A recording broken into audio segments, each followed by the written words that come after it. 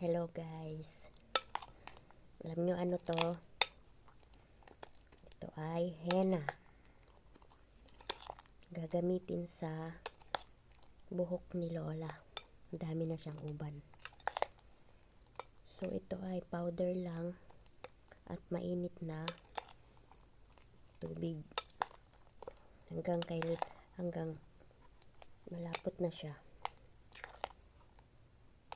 So magdadala ako nito sa Pilipinas kasi marami na akong uban.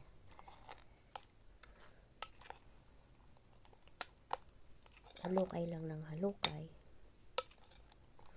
Ito yung ginagamit sa kamay. Yung makulay yung kamay nila. Sa mga matatanda.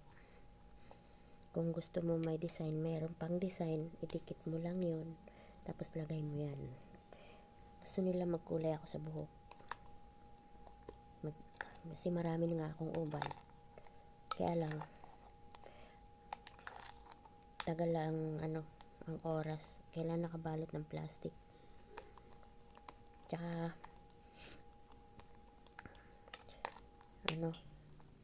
yung oras ko maligo, hindi pwedeng matagal. Kasi ito, mahirap matanggal yung kulay. Maganda siya kasi natural. Walang chemical. Yung mga Indians, nung pumunta ako sa Indians, pag may kasal, dito yan, may henna.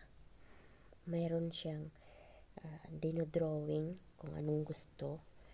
May bulaklak, may kung ano-anong tribals.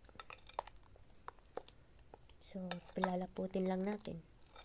Kasi ito yung ginagamit nila pag may mga okasyon. Pangkulay sa kamay. Merong sticker, didikit nga lang. Tapos, merong mga bulaklak. Pero sa India, maganda.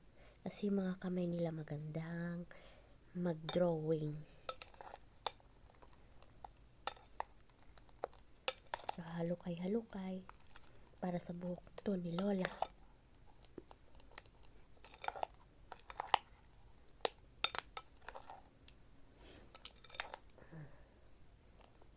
So, bye-bye na guys.